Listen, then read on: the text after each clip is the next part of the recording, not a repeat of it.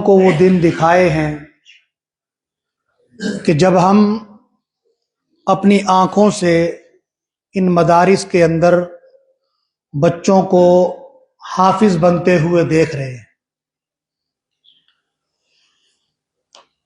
اصل میں اس وقت کوئی بیان کرنا تو اب مقصود نہیں ہے اور وقت بھی بہت مختصر ہے، اور مجھ سے پہلے حضرت الاستاذ حضرت مولانا لال الدین صاحب نے مفصل اپنی بات آپ حضرات کے سامنے رکھی اور ہم سب کو اپنی نیک آرا سے نوازا۔ مجھے صرف تاثرات بیان کرنے کے لیے چند لمحات دیے گئے، اور الحمدللہ میں کوشش کروں گا کہ اس ادارے کے تاثرات کیا ہم نے لیے اور آپ تک کیا بات پہنچانی ہے۔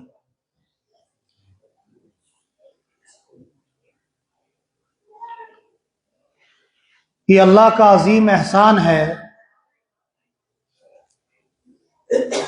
کہ ہم عجمی لوگوں کے اندر قرآن پڑھنے والے پیدا ہو رہے ہیں۔ ہم پہاڑی لوگوں کے بیچ میں قرآن کے حافظ پیدا ہو رہے ہیں۔ بڑے بزرگ یہاں موجود ہیں، ان حضرات کو اس چیز کا بخوبی علم ہے کہ اگر ہم چند سال کچھ پیچھے چلے جائیں تو اکثر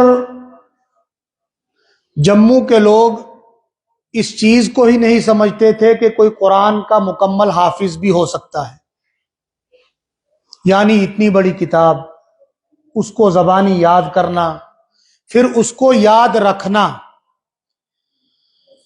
اصل میں اس میں ہمارا کوئی کمال نہیں۔ اللہ رب العزت خود فرماتے ہیں کہ انا نحن نزلنا الذکر وانا لہ لحافظون، کہ ہم ہی نے اس قرآن کو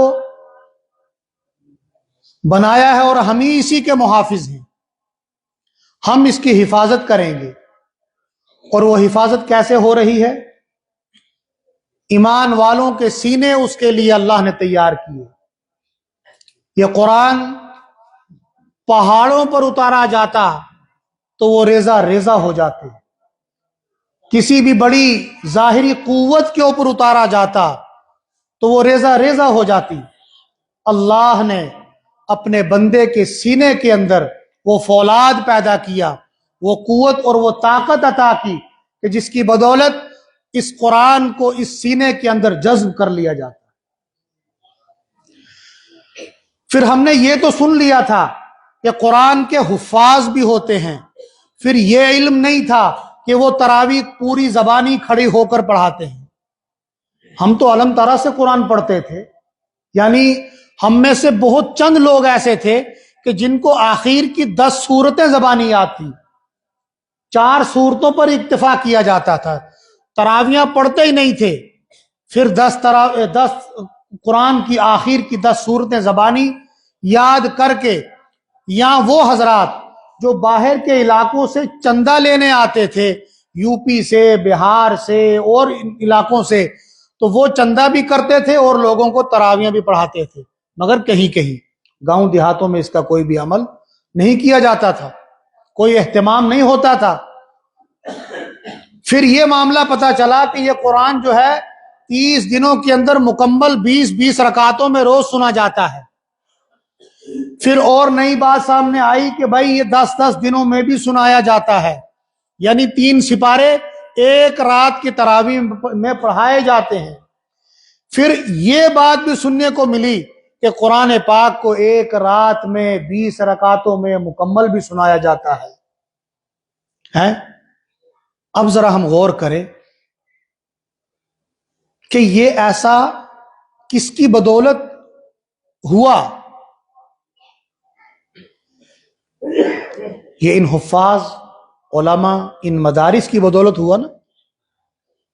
یہ جو تھوڑی سی رنگت نظر آ رہی ہے، یہ ٹوپیاں، یہ داڑیاں، یہ سلوار قمیض اور یہ مسجدیں، یہ مینار، یہ گنبد، یہ مدارس، یہ مکاتب، یہ علماء کی محنت ہے نا۔ کیوں؟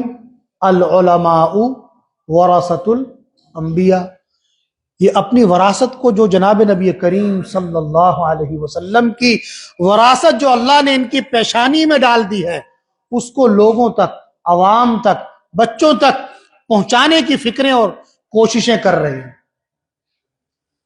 ایک ماسٹر کی تنخواہ کتنی ہوتی ہے؟ 60-70 ہزار روپیہ، شاید آج کل اس سے بھی زیادہ ہے جی۔ پھر کسی لیکچرر کی تنخواہ کوئی لاکھوں روپے سے اوپر ہے۔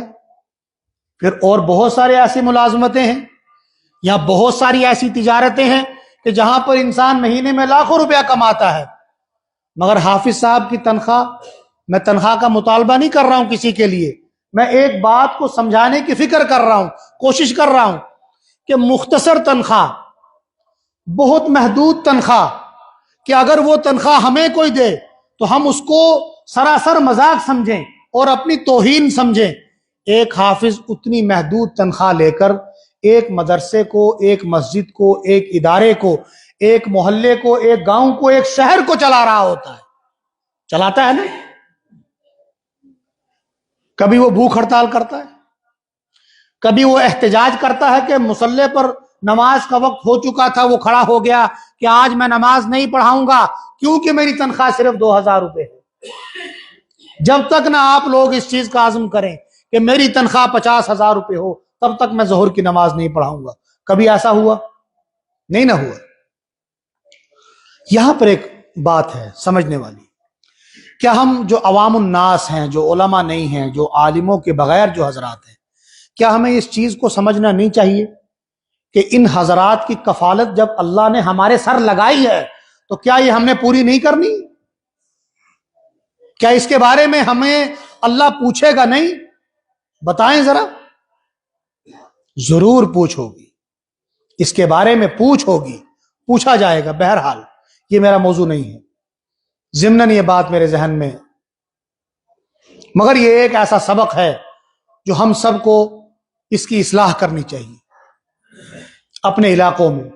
بہرحال آج کی جو یہ مجلس تھی، یہ ایک بچہ جو حافظ قرآن ہوا، اس ادارے نے مجھے پہلے کہا تھا کہ آپ ایک دن پہلے آ جائیں اور اس بچے کا قرآن آپ خود مکمل سنیں۔ یہ ایک نئی چیز ہے، ایک نئی بات ہے۔ اب ہم نے یہ تو سن لیا تھا کہ بچے حافظ ہوتے ہیں، وہ تو ہم نے ہوتے ہوئے دیکھے تھے، مگر اب یہ نئی چیز ایک وجود میں آئی جو ہمارے علاقوں میں نہیں ہے۔ وہ کیا ہے کہ ایک بیٹھک میں پورا قرآن سنانا۔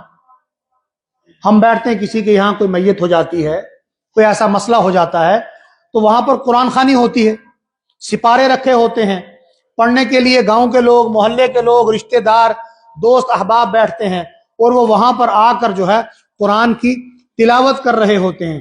تو ایک ایک سپارہ پڑھنے میں